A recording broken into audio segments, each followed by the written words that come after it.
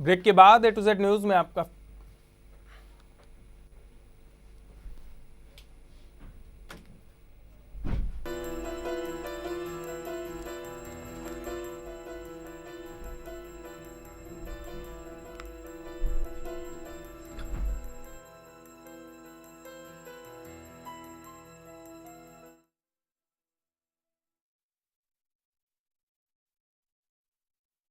संसद भवन पहुंच चुके हैं वित्त मंत्री अरुण जेटली। आपको बता दें कि वित्त मंत्री अरुण जेटली बजट पेश करने के लिए संसद भवन पहुंच चुके हैं। 11 बजे यह बजट पेश किया जाएगा। साल 2016 और 17 का जो आम बजट है वो वित्त मंत्री अरुण जेटली पेश करेंगे। संसद भवन पहुंच चुके हैं।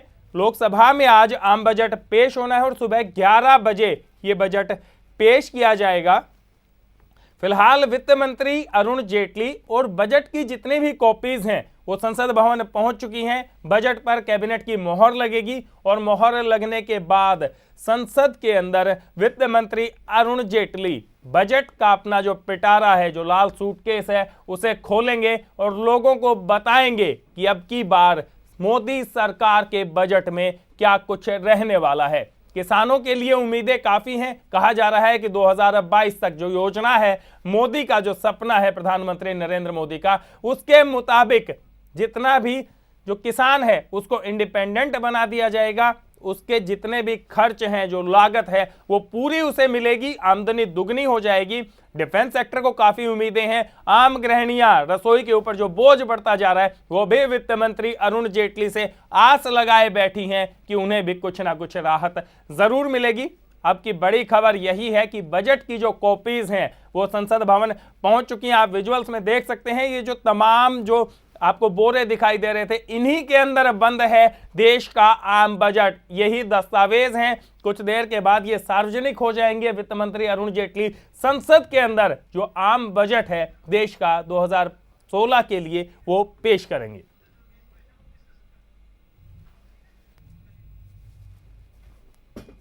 तो आम बजट पर लगातार जो हमारी चर्चा है वो जारी है। रायकर जी हमारे साथ जुड़े हुए हैं, राकेश सिंह जी हमारे साथ जुड़े हुए हैं।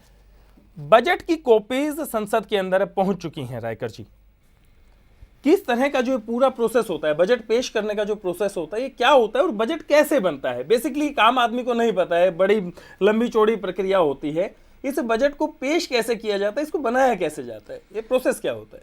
देखिए, दो चीज़ मैं अभी पहले बताना चाहता हूँ। एक तो उनके चेहरे पे स्मित हास्य अभी आ गया है, तो थोड़ा सा मुझे भी कॉन्फिडेंस आ गया है। ओके। दूसरी चीज़ ये है कि आपको तो पता चलेगा कि जब प्रिंटिंग के लिए जाते हैं तब जलेबियाँ पकती हैं जी। तो एक हलवे की रस्म भी बताते हैं कुछ। जी। हाँ, तो हलवे की तरह हमारे हाथ में भी कुछ अच्छा सा आ जाए, ये हमारी चाह होती है। लेकिन जब उसकी प्रक्रिया शुरू हो जाती है तो बहुत सारे लोगों के साथ उनकी बातें होती है, उनकी चर्चा होती है। देखिए, ऐसा ही नहीं कि उद्योगों के साथ ही उनकी चर्चा हो जाती है। उनकी तो किसान संघ के साथ चर्चा होती है, आम आदमी के साथ चर्चा हो जाती है। और ये सरकार का तो मैंने देखा है कि आम जनता के साथ तो ज़्यादा ही चर्चा उनकी हो रही थी। और हर स्टेट से उन्होंने मंगाई थी, अपने राह मंगाई थी। और अभी सबका सजेशंस लेके ही वो आगे बढ़ने वाले हैं, ऐसा मुझे तो लगता है। राकेश जी, उत्तर प्रदेश के जो चुनाव हैं वो आने वाले हैं। उत्तर प्रदेश के अंदर कई जगह ऐसी हैं जहां किसानों की जो हालत है वो बद से बदतर है, किसान सुसाइड कर रहे हैं। ऐसे में क्या उत्तर प्रदेश के लिए, क्योंकि बीजेपी चाहती है अपनी पैठ वहां पर बनाए और सरकार बनाने की जो पूरी कवायद है वो कोशिश है, खुद अमित शाह वहां पर मोर्चा संभाले हुए हैं, क्या यूपी के लिए कोई विशेष पैकेज आने वाला है इस बजट में? क्या उम्मीद लगती है आपको? नहीं, स्टेट स्पेसिफिक की अगर हम बात करें तो मुझे ऐसा नहीं लगता कि सिर्फ उत्तर प्रदेश को ध्यान में रख करके कोई बजट नहीं, लेकिन उत्तर प्रदेश को क्या कुछ तवज्जो मिलने वाली है इस बजट में? नहीं, स्पेसिफिकली मेरी सोच ऐसा नहीं है, क्योंकि सरकार की ये पॉलिसी जो इस सरकार की रही है वो एक लॉन्ग टर्म पॉलिसी को लोग लेकर के चल रहे हैं। लेकिन क्योंकि उत्तर प्रदेश की जो किसानों से संबंधित ज़्यादा समस्याएं हैं, स्मॉल एंड मीडियम इंटरप्राइजेस से समस्याएं ज़्यादा हैं, और इन्हीं दोनों सेक्टर्स पे मुझे काफ़ी उम्मीद है कि काफ़ी बड़ी एलोकेशंस की मुझे उम्मीद है। तो मुझे लगता है कि काफ़ी फ़ायदा होगा उत्तर प्रदेश को भी, क्योंकि अगर आप ध्यान दें तो कल प्रधानमंत्री जी ने किसानों की बड़ी रैली भी संबोधित की है बरेली में। तो मुझे लगता है कि किसानों के ऊपर और फूड प्रोसेसिंग इंडस्ट्रीज़ के ऊपर और स्मॉल एंड मीडियम इंटरप्राइजेस के ऊपर इस बार अच्छा अनाउंसमेंट्स आने की मुझे उम्मीद लग रही है। तो लाल पिटारे में जो है शायद फायरवर्क्स होंगे, लेकिन वो फायरवर्क्स अब खुशी के लिए है या आग लगाने के लिए, ये तो अभी 11 बजे ही पता चलेगा। बिल्कुल 11 बजे पिटारा खुलेगा और उसके बाद जैसा कि राकेश जी बता रहे हैं कि जो पटाखे हैं, जो फुलझड़ियां छूटेंगी या ज्वालामुखी फटेगा, ये 11 बजे ही पता चलेगा। हम चर्चा कर रहे हैं लगातार आम बजट की। वित्त मंत्री अरुण जेटली संसद भवन पहुंच चुके हैं। अपना लाल सूटकेस जो होता है वो उनके हाथ में है। चेहरे पर जो सुबह गंभीर दिखाई दे रहे थे, अब हल्की सी स्माइल नजर आई है। तमाम दस्तावेज जो बजट से रिलेटेड हैं वो संसद भवन पहुंच चुके हैं। 11 बजे यह बजट पेश किया जाएगा। तकरीबन 1 घंटा बचा है। इससे पहले जो केंद्रीय कैबिनेट है वो इसके ऊपर मोहर लगाएगी संसद के अंदर। मांगरेश जी, आपसे जानना चाहूंगा कि फिलहाल जो बजट है, ठीक है, आम आदमी की अगर बात की जाए, पहले भी इसके ऊपर हमने चर्चा की है, आम आदमी को क्या राहत मिल पाएगी इस बजट से?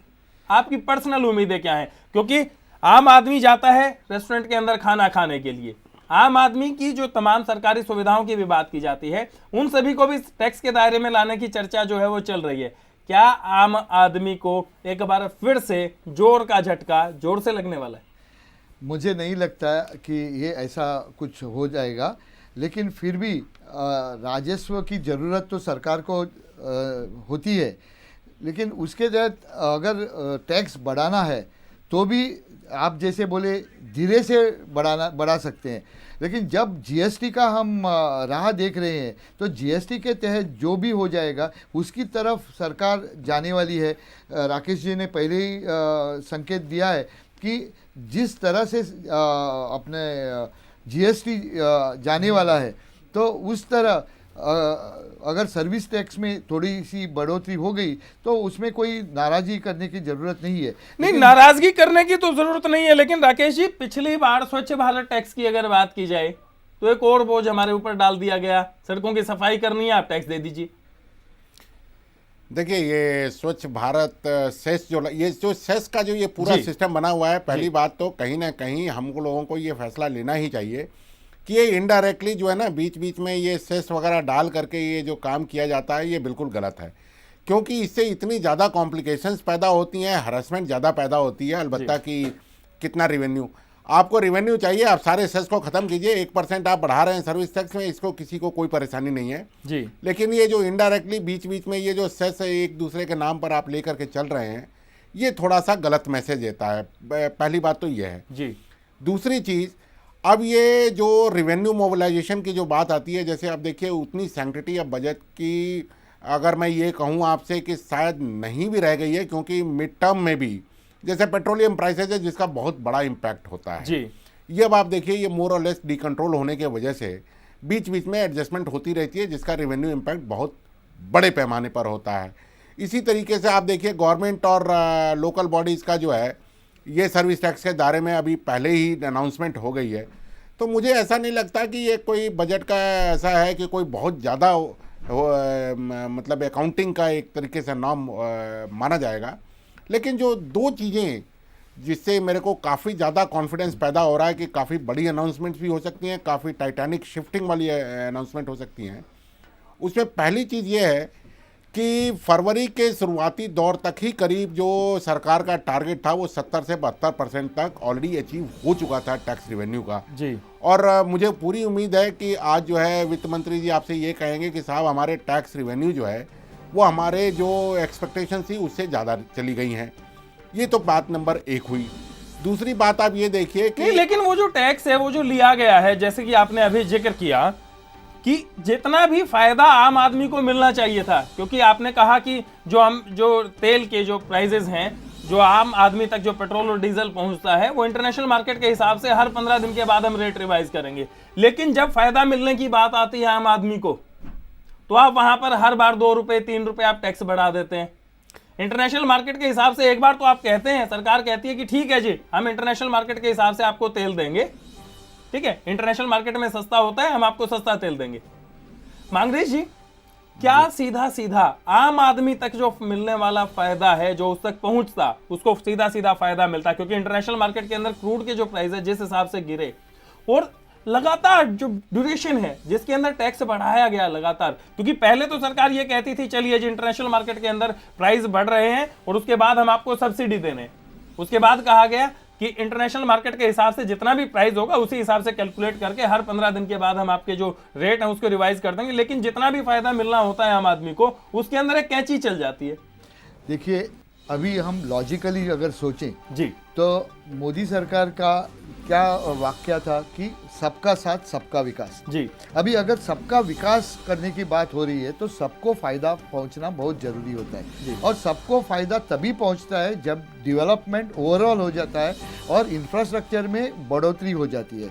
अभी एक बात मैं आपको याद दिलाना चाहता हूं, अटल बिहारी जी ने जब क्वाड्रिलेटरल बनाया तब उसका फायदा पूरे देश को हुआ। बिल्कुल, स्वर्णिम चतुर्भुज और स्वर्णिम पंचभुज की जो योजनाएं थी जो देश के अंदर नेशनल हाईवेज के जो जाल बिछे, जिसकी वजह से आज हम 2.5 से 3 घंटे में जयपुर पहुंच जाते हैं। तो उसी तरह से अगर डैम्स बने या रास्ते बने या और कोई सुविधाएं बन जाए तो पूरे देश का भला हो सकता है। लेकिन रायकर जी, साथ ही एक बात और भी आती है कि जब आम आदमी के राहत मिलने की बात होती है, ठीक है, जब पेट्रोल और डीजल के दाम सीधे सीधे आम आदमी की रसोई के ऊपर, आम आदमी की जेब पे असर डालते हैं। देखिए, हम शॉर्ट टर्म सोचना नहीं चाहिए, देश के हित में अगर हम सोचें तो बड़ी बात यह है कि हमको आगे देखना है, आगे की सोच करना है, और आगे की सोच अगर करना है तो विकास के तरह और इंफ्रास्ट्रक्चर के तरफ बढ़ना ही चाहिए। और आपने अगर रेल बजट देखा, रेल बजट में उन्होंने कोई पॉपुलिस्ट मेजर तो नहीं दे दी,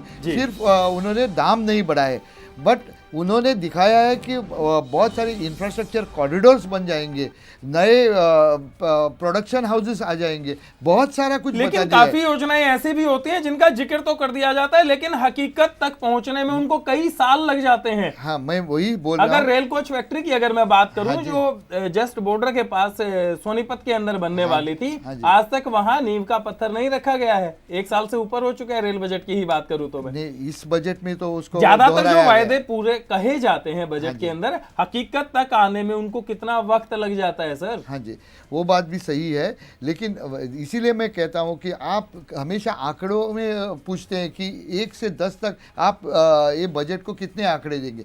मेरी सोच यही है कि 5 तक तो उनको पेश करने के लिए है और 5 से 10 उनको एक्शन टेकन में होना चाहिए। तो आज अगर हम बात करें तो उनकी जो आंकड़े की कसरत होगी तो मेरे ख्याल से वो बहुत ही मेहनती कसरत होगी, बहुत बिल्कुल। और एग्जाम देने के लिए प्रधानमंत्री नरेंद्र मोदी, जैसा उन्होंने कहा था कि कल उनके लिए भी परीक्षा का दिन है, तो संसद भवन पहुंच चुके हैं। आपको तस्वीरें आपकी स्क्रीन पर हम सीधे दिखा रहे हैं कि प्रधानमंत्री नरेंद्र मोदी संसद भवन पहुंच चुके हैं। बजट आज पेश किया जाना है। तमाम मंत्रिमंडल जो मोदी कैबिनेट है वो आम बजट पर पहले मोहर लगाएगी और उसके बाद वित्त मंत्री अरुण जेटली संसद के अंदर अपना लाल सूटकेस खोलेंगे और देश के सामने, देश की जनता के सामने, देश की संसद के सामने आम बजट पेश करेंगे। कैसा रहने वाला है 2016-17 का आम बजट, ये देखने की बात होगी, क्योंकि हर कोई उम्मीदें लगाए बैठा है। राजनाथ सिंह पहुंच चुके हैं, स्मृति ईरानी पहुंच चुके हैं, तमाम जो कैबिनेट है, मोदी कैबिनेट वहां पहुंच चुकी है और कैबिनेट अब मोहर लगाने वाली है। कुछ ही देर के अंदर कैबिनेट की एक छोटी सी ब्रीफिंग होती है, उसके अंदर मोहर लगा दी जाएगी आम बजट पर और उसके बाद वित्त मंत्री अरुण जेटली कैसा रहने वाला है आपका आने वाला साल, ये डिसाइड करेंगे। आपकी जेब के ऊपर ये बजट भारी पड़ेगा या आपकी जेब को कुछ सुकून मिलेगा। गृहिणियों को उम्मीदें हैं कि उनकी रसोई का जो बोझ है वो थोड़ा सा हल्का कर दिया जाएगा। स्मॉल स्केल इंडस्ट्रीज वालों को उम्मीद है कि उनको कुछ पैकेज मिलेगा। किसान जो कि कई जगह पर आत्महत्या कर रहे हैं, उनका रकबा छोटा होता जा रहा है, उनको ये उम्मीद है कि उनको जो आमदनी है, जो उनकी लागत है, उसके हिसाब से उसका प्राइस मिलेगा। वहीं जो भूमिहीन किसान हैं उनके लिए भी कहा जा रहा है कि उनको पूर्ण किसान का दर्जा मिलेगा। तमाम सुविधाएं हर कोई मांग रहा है। वहीं मोदी सरकार की कैबिनेट के सामने सबसे बड़ी जो चुनौती है वो यही है कि सबको सेटिस्फाई करके एक अच्छा बजट कैसे पेश किया जाए। राकेश जी, एक अच्छा बजट पेश किया जाए। जैसा कि मैंने अभी कहा, सबके सामने यही चुनौती होती है, पिछली सरकारों के सामने भी चुनौती रही है। वित्त मंत्री अरुण जेटली एक अच्छे मैनेजर साबित होंगे, ये उम्मीद जताई जा रही है। हर कोई उनसे राहत की उम्मीद लिए बैठा है, हर कोई आस भरी नजरों से देख रहा है। देखिए, ये आस भरी नज़रें तो मेरी भी है और बहुत ज़्यादा अब उम्मीद बढ़ गई है, क्योंकि मैं देख सकता हूँ कि प्रधानमंत्री जी जो हैं, अगर आप ध्यान से देखें तो क्रीम कलर का पूरा उन्होंने ड्रेस पहना हुआ है जी, और लाल रंग का सूटकेस लिए हुए हमारे वित्त मंत्री जी जा रहे हैं। और आज मंगलवार का दिन है, तो लगता है लाल टीका या तो लगने की पूरी उम्मीद है उनके माथे पर, और लगता है कि शुभ संदेश की ज़्यादा उम्मीदें बढ़ गई हैं। लेकिन देखिए, दो चीज़ें हमको ध्यान में रखनी चाहिए, जो कि पिछली बार जो अभी पीछे मैं आपको बता रहा था कि जो पहला पार्ट होने जा रहा है वो ये होने जा रहा है कि जितने भी टारगेट फिक्स किए गए थे, मुझे ऐसा लगता है कि वो सारे टारगेट मोर और लेस गवर्नमेंट ने अचीव कर लिए हैं, thanks to your petroleum prices coming down. ये तो पहली चीज़ हो गई। दूसरी चीज जो सबसे बड़ी, ISIS का जो झगड़ा है, जो क्रूड के जो प्राइसेस गिरे हैं, उसका सीधा सीधा फायदा किसी और को मिला हो, भारत की अर्थव्यवस्था को जरूर मिला है। हाँ, अर्थव्यवस्था को तो जरूर मिला है, अगर बाकी सब चीज़ों को अगर हम हटा दें तो उसके भारत के फायदे में रहा है। और दूसरी इम्पॉर्टेंट जो इसके अंदर जो चीज़ है वो ये है कि मैं एक बहुत बड़ा अनाउंसमेंट एक्सपेक्ट कर रहा हूँ ये बैंकिंग सेक्टर के लिए जी, क्योंकि इस बजट का सबसे बड़ा अगर रिस्ट्रेनिंग कोई फैक्टर है तो वो है ये बैंकों का एनपीएस, क्योंकि बाकी सारे टारगेट्स इन्होंने अचीव कर लिए हैं। और 7.5% की जो बात कर रहे हैं कि आज भी देखिए, आज भी अगर दुनिया में देखा जाए तो भारत ही एक ऐसा इकोनॉमी है जहाँ पे सबसे ज़्यादा ग्रोथ रेट हमारी मेंटेन्ड है, और इसको जो है फर्दर एक्सेलरेट हो सकता है और इसकी पूरी उम्मीद है, क्योंकि अभी जो है असली जो गवर्नमेंट स्पेंडिंग है वो अभी तक आई नहीं है, इंफ्रास्ट्रक्चर में है। अभी तक हमने सिर्फ पॉलिसीज़ पे ही ज़्यादा अनाउंसमेंट्स देखी है, जबकि इंफ्रास्ट्रक्चर, मेक इन इंडिया के जो प्रोजेक्ट हैं, जो रूरल डेवलपमेंट की है, फार्म सेक्टर का जो है या रियलिटी सेक्टर में जो है, यहाँ पे अभी सबड्यूड मामला चल रहा है। अगर हम इसको एक्सेलरेशन की अगर बात करें तो हमारे पास वो पूरी पोटेंशियल है कि शॉर्ट या मीडियम टर्म के अंदर हम इसको 8% से ऊपर लेकर के जा सकते हैं। अगर 7.5 से 8% के बीच में अगर मैं ग्रोथ लेने की क्षमता रखता हूँ आज इस माहौल के अंदर भी, तो मैं समझता हूं कि जो भी समाचार होने चाहिए वो शुभ ही होने चाहिए। कोई कारण मुझे नहीं दिखाई दे रहा है जहां पर कि आज वित्त मंत्री जो है सभी को खुश करने वाला एक ऐसी फुलझड़ी ना दे। लेकिन हाँ, अगर हम सिर्फ एक लिमिटेड पॉइंट ऑफ व्यू से अगर देखें कि सर्विस टैक्स जो है मैं एक्सपेक्ट कर रहा हूं कि 15% के आसपास आना चाहिए, आधे % ये बढ़ाएंगे सेस को लेकर के साथ में, उसको अगर मैं हटा दूँ तो मुझे ऐसा नहीं लगता कि कोई बहुत बड़ा कोई नुकसान होने वाला है किसी को। सैलरीड पेमेंट में ऑफ कोर्स मेरे को लगता है कि करीब 50,000 के आसपास का जो है रिलीफ मिलना चाहिए। कॉरपोरेट सेक्टर बड़े में ऑफ कोर्स एग्जेम्पशंस कुछ हटाने की बात पहले से हो रही थी, हटने भी चाहिए कुछ समय लिमिटेड उसमें। और जो कॉरपोरेट टैक्स है मैं समझता हूं कि इफेक्टिव या नेट में अगर कहूं तो बिटवीन 23 to 25% जो कि ग्लोबल स्केल जो है उसके बीच में मैं एक्सपेक्ट कर रहा हूं, क्योंकि आज अगर ये बोल्ड अगर स्टेप नहीं होता है, बोल्ड और विजनरी स्टेप नहीं होता है, तो मैं नहीं समझता हूं कि आगे जाकर के इतना बढ़िया मौका मिलने वाला है, क्योंकि everything is right for the right announcements and right implementation. जी बिल्कुल, जो फिलहाल आप जो बता रहे हैं कि कुल मिलाकर जो टैक्स से जो बेनिफिट मिला है, पेट्रोल डीजल के दामों पर जो लगातार टैक्स की बढ़ोतरी हुई, उससे पिटारे के अंदर काफी माल पहले से मौजूद है, और जो डायरेक्ट लोगों को जो टैक्स उनसे वसूला जाना चाहिए था उनको अब राहत मिलने की पूरी उम्मीद है। रायकर जी, और तमाम बातें, आंकड़ों की बातें राकेश जी ने की हैं। इन आंकड़ों के खेल को ज्यादा मुझे समझ नहीं आता, हमारे दर्शक भी इतने ज्यादा आंकड़ों के खेल की बात नहीं समझते, लेकिन कुल मिलाकर जो पूरे विश्व की अर्थव्यवस्था की अगर बात की जाए तो रिसेशन का एक जो दौर है पूरी दुनिया में चला हुआ है, भारत भी इससे इतना ज्यादा अछूता नहीं है, लेकिन इतना ज्यादा असर भी हमारे देश की अर्थव्यवस्था पर नहीं पड़ा है। इस बजट के अंदर क्या आपको लगता है कि उससे निपटने के लिए, क्योंकि जो ग्लोबल अगर देखा जाए जो आर्थिक मंदी का जो दौर चल रहा है, प्रॉपर्टी के सेक्टर की अगर स्पेसिफिकली बात की जाए, तमाम बिल्डर्स की जो पोजीशन है वो खस्ता है, ज्यादातर प्रोजेक्ट्स उनके बंद पड़े हैं, जमीन के जो रेट हैं वो 1/3 पर आ चुके हैं और उनके भी सौदे नहीं हो रहे हैं। मेरे ख्याल से अभी आप देखिए वो जो लाल उनका बक्सा हाथ में है जी, तो वो बक्सा कोई जादू का पोटली तो नहीं है जी, जिसमें से एक पत्ता निकाल दिया और सभी लोगों को हंसा दिया। ये ऐसा हो ही नहीं सकता है। लेकिन एक बात तो सही है कि रियलिटी इंडस्ट्री में भी बहुत सारे तनाव है और उसके तहत मेरे ख्याल से मुझे ऐसा लगता है कि होम लोन्स में कुछ जी। तो रियायतें आ ही सकती हैं, क्योंकि अभी उनका जो कहना है कि हर एक को घर मिलना चाहिए और 2022 तक सबको अपना अपना घर होना चाहिए। तो वो उसी तरह अगर काम करना है तो मुझे लगता है कि कुछ तो रियायतें आनी ज़रूरी है और वो होम लोन की वजह से ही आ सकती हैं।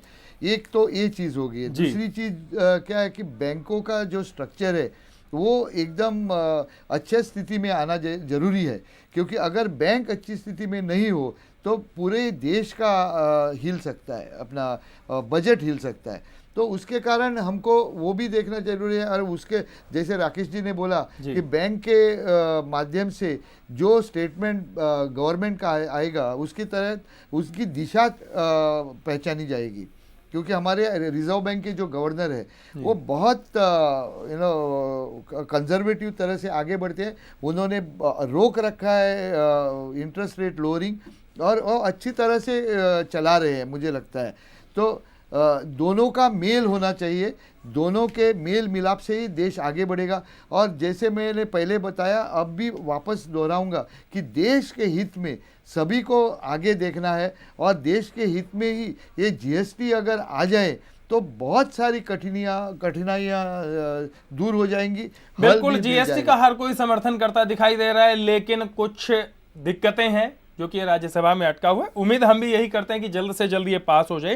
राकेश जी, अभी जो एक आम आदमी को घर देने की बात जो करते हैं प्रधानमंत्री नरेंद्र मोदी, अफोर्डेबल हाउसिंग की बात की जाती है लगातार कि जो अफोर्डेबल हाउस हैं, अफोर्डेबल हाउसिंग के प्रोजेक्ट आएंगे और जिसके अंदर लोगों को सस्ते घर मिलेंगे और हर किसी के पास अपना एक घरौंदा हो, उसकी बात की जाती है। किस तरह का फायदा एक घर बनाने के लिए जो नेक्स्ट कुछ सालों के अंदर जो मेरे जैसे लोग हैं, नौकरी पेशा लोग हैं, जो चाहते हैं कि अपना एक खुद का आशियाना हो, उनको किस तरह की राहत मिल सकती है इस बजट में? देखिए, पहली चीज़ से अगर शुरू करें कि 7th पे कमीशन से शायद डिस्पोजेबल इनकम थोड़ा ज़्यादा आएगी और इसमें से कुछ डाइवर्सन जो है लाया जा सकता है, जो हमारे नए मकान बनेंगे या जो उसकी जो रिक्वायरमेंट है। लेकिन यहाँ पे सबसे बड़ी जो परेशानी है, जो एग्जिस्टिंग जो रियलिटी सेक्टर है, जो हमारे राय के साहब भी बता रहे हैं, उनकी हालत जो है बहुत ज़्यादा खस्ता हो चुकी है। लेकिन आश्चर्य की बात अगर आप देखिए, दो चीज़ों को ही अगर मैं ले लूँ, जिसमें प्रधानमंत्री जी ये कह रहे हैं कि हमारे खेती के जो मेरे किसान हैं उनकी इनकम जो है 6 साल में दुगनी होनी चाहिए या 2022 और 2022 तक सभी लोगों को मकान उपलब्ध कराना भी उनका टारगेट है। यानी कि ये दो इतनी बड़ी अनाउंसमेंट्स हैं जिसमें कि हर कीमत पे आपको 8 से 8.5% का ग्रोथ रेट आपको लेना ही पड़ेगा जी। तो अगर ऐसी स्थिति को अगर मैं मान करके चलता हूं तो इनकम टैक्स में अगर मान लीजिए कि 80C का जो है, क्या उसके अंदर हम प्रिंसिपल पेमेंट के लिए क्या एडजस्टमेंट करने के लिए क्या उसमें हम और इंसेंटिव दे सकते हैं या नहीं दे सकते हैं? क्योंकि बैंकों के ऊपर उम्मीद करके चलना कि बैंक जो है आपको सस्ता लोन दिलवा देंगे या रेट अगर कम हो जाएगा, मुझे इसकी उम्मीद उतनी ज़्यादा नज़र नहीं आ रही है शॉर्ट टू मीडियम टर्म में जी। शायद लॉन्ग टर्म में हो जाए ताकि अगर कंसोलिडेशन होता है। लेकिन दूसरी तरफ जब घर बनाने के लिए ज़मीन की बात की जाती है तो किसानों की जो ज़मीन है वो तो और घटती जा रही है। नहीं, यहाँ पे किसानों की ज़मीन वाले की बात नहीं कर रहे हैं। हम ये कह रहे हैं कि स्मार्ट सिटीज़ या बाकी सब सिटीज़ का जो कॉन्सेप्ट जो प्रधानमंत्री जी लेकर के चल रहे हैं, उनका बेसिक कॉन्सेप्ट ये है कि जो आज शहरों के ऊपर दबाव पड़ रहा है, जो बेरोजगार जो है शहरों की तरफ भाग रहे हैं, उनको उनके घर की तरफ ही वापस लेकर जाया जाए। इससे होगा क्या कि एक जो इसमें एक फॉलोआउट होने की ज़्यादा संभावना नज़र आ रही है मुझे कि आज जो ऑलरेडी अनऑक्यूपाइड हाउसेज जो बने हुए हैं या हाफ कंस्ट्रक्टेड हैं, वो प्रेशर में है और उनके ऊपर और प्रेशर बढ़ेगा। अगर राकेश जी, आपको रोकना चाहूंगा। फिलहाल की अगर बात की जाए, बड़ी खबर आ रही है, प्रधानमंत्री नरेंद्र मोदी की अध्यक्षता में जो केंद्रीय कैबिनेट है उसकी बैठक शुरू हो गई है। संसद भवन में फिलहाल ये बैठक चल रही है। तमाम कैबिनेट मिनिस्टर इस बैठक के अंदर पहुंच चुके हैं और इस बैठक की अध्यक्षता प्रधानमंत्री नरेंद्र मोदी खुद कर रहे हैं। अरुण जेटली अपना बजट, आम बजट जो है वो लेकर इस बैठक के अंदर मौजूद है और प्रधानमंत्री नरेंद्र मोदी की अध्यक्षता में जो आम बजट है उसके ऊपर पूरी कैबिनेट अपनी मोहर लगाएगी और कैबिनेट की मोहर लगने के बाद अब से करीब आधा घंटा और बचा है अरुण जेटली का पिटारा खुलने में कि क्या कुछ है आम बजट में, देश के लोगों को किस तरह की जो उम्मीदें हैं उनका उम्मीदों का बजट क्या कुछ रहने वाला है। प्रधानमंत्री नरेंद्र मोदी खुद कहते हैं कल की उनके लिए भी एक परीक्षा की घड़ी है, एक परीक्षा का वक्त है और आज प्रधानमंत्री नरेंद्र मोदी, लोगों की क्योंकि एक्सपेक्टेशंस प्रधानमंत्री नरेंद्र मोदी से बहुत ज्यादा है, हर कोई उम्मीद लगाए बैठा है अरुण जेटली से भी कि वो कुछ ना कुछ राहत जरूर देंगे। दालों की बात की जाए, दालों के दाम घटने चाहिए। दूसरी तरफ पेट्रोल डीजल की बात की जाए तो लोग कहते हैं कि इंटरनेशनल मार्केट के अंदर प्राइस इतना कम हो चुका है, आप इस पर भी जो लगातार टैक्स बढ़ाते रहते हैं उसमें कुछ ना कुछ कमी दीजिए। तो कैबिनेट की बैठक के अंदर अब बजट पर मोहर लगने वाली है और बजट पर मोहर लगने के बाद करीब आधे घंटे बाद देश का जो आम बजट है, जो मोदी बजट है, वो पेश किया जाएगा देश की जनता के सामने। ए टू जेड न्यूज में वक्त तो चला एक और छोटे से ब्रेक का और ब्रेक के बाद भी देश के आम बजट पर हमारी चर्चा लगातार यूं ही जारी रहेगी। देखते रहिए ए टू जेड न्यूज।